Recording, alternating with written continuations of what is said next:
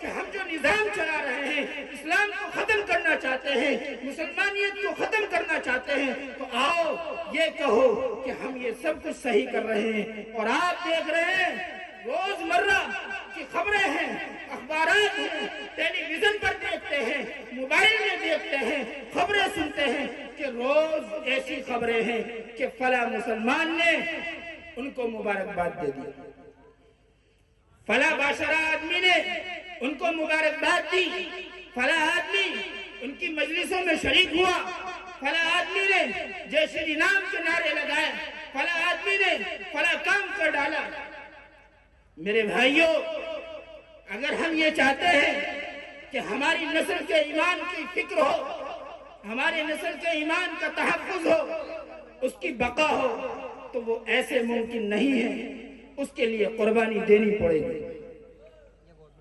قرآن کی جو آیت میں نے ابھی پڑھی ہے وہ اللہ کے نبی صلی اللہ علیہ وسلم حضرت یعقوب علیہ نبی علیہ السلام کے متعلق ہے۔ حضرت یعقوب علیہ السلام اللہ کے لاڈلے نبی، ان کے باپ حضرت اسحاق اللہ کے نبی، ان کے تایا حضرت اسماعیل اللہ کے نبی، ان کے دادا حضرت ابراہیم اللہ کے نبی، خلیل اللہ ہے، کوئی ذبیح اللہ ہے، کوئی صفی اللہ ہے، کوئی روح اللہ ہے، ان کے بیٹے حضرت یوسف علیہ السلام اللہ کے پیارے نبی، اور بعض روایات کے مطابق دوسرے بیٹے حضرت بنیامین اللہ کے نبی۔ لیکن جب ان کا آخری وقت آتا ہے وہ اپنے بچوں کو جمع کرتے ہیں، بلاؤ فلاں کو، فلاں کہاں ہیں، سارے خاندان والوں کو اکٹھا کرو، سارے پوتوں بچوں کو اکٹھا کرو، آج مجھے ان سے بہت ضروری بات کرنی ہے، سب سے اہم مسئلہ ہے، سب سے پیچیدہ مسئلہ ہے۔ بچوں نے کہا کہ ابا کیا بات ہے، کیا پوچھنا ہے، کیا کہنا ہے، کیا وصیت کرنی ہے، کیا حکم ہے؟ ہم آپ کے سامنے بالکل جان نچھاور ہیں، آپ کے قدموں میں اپنی پلکیں بچھاتے ہیں۔ باپ نے کہا، قرآن کہتا ہے ام کنتم شہداء اذ حضر یعقوب الموت اذ قال لبنیہ ما تعبدون من بعدی قالوا نعبد الہک و الہ آبائک ابراہیم۔ قرآن اس کا نقشہ کھینچتا ہے۔ حضرت یعقوب نے اپنے بچوں سے پوچھا، اے بچوں، میرے بعد کس کی عبادت کرو گے؟ میرے بعد کس کو پوجو گے؟ کس کو معبود بناؤ گے؟ کس کو اللہ کہو گے؟ کس کو سجدہ کرو گے؟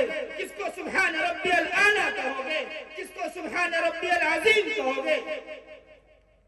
بچوں نے کہا، اے باپ آپ فکر نہ کریں، آپ مطمئن ہو جائیں، آپ ٹینشن نہ لیں، ہم آپ کے بعد جس شخصیت کی عبادت کریں گے، جس ذات کی عبادت کریں گے، وہ وہی ذات ہے جس کو اللہ کہتے ہیں، جو آپ کا بھی معبود ہے، آپ کے ابا حضرت اسحاق کا بھی معبود ہے، آپ کے تایا حضرت اسماعیل کا بھی معبود ہے، آپ کے دادا حضرت ابراہیم کا بھی معبود ہے، اور آپ کے بیٹے حضرت یوسف علیہ السلام کا بھی معبود ہے۔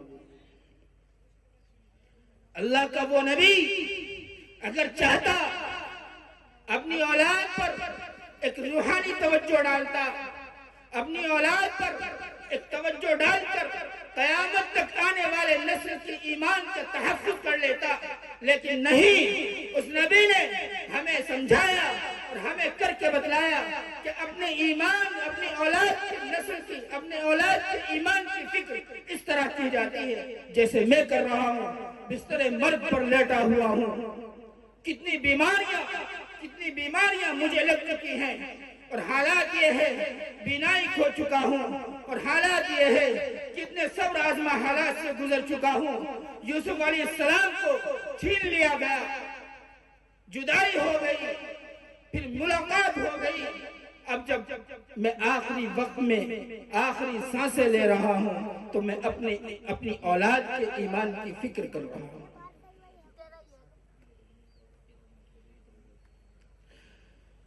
تو اس لیے ہمیں سب سے زیادہ جو اس وقت ضرورت ہے وہ اپنی اولاد کے ایمان کی فکر کی ضرورت ہے۔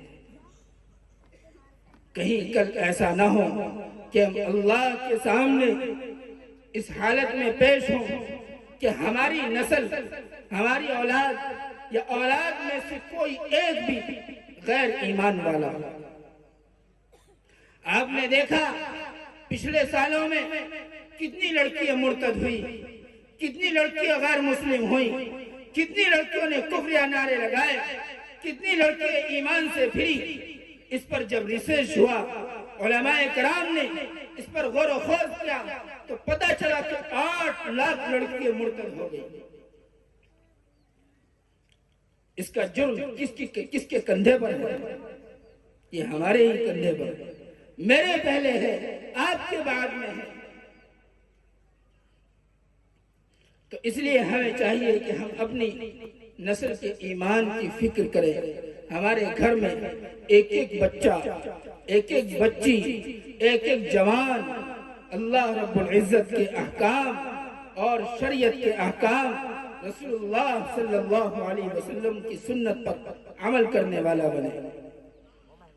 اب میں بلا تاخیر آپ حضرات کے سامنے اور اکابرین کے سامنے زیادہ قائل نہیں رہنا چاہتا، اس لیے جلسے کا باضابطہ آغاز کرنے جا رہے ہیں، اور میں اس کے لیے تلاوت کے لیے دعوت دیتا ہوں مدرسے ہی کے ایک طالب علم کو، جن سے میری مراد محمد عاطف،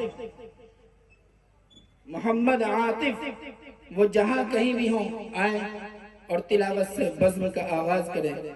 میری سبھی حضرات سے درخواست ہے کہ جو ادھر ادھر بیٹھے ہوئے ہیں یا ادھر ادھر ٹہل رہے ہیں، وہ جلسہ گاہ میں تشریف لے آئیں، ماحول کو خراب کرنے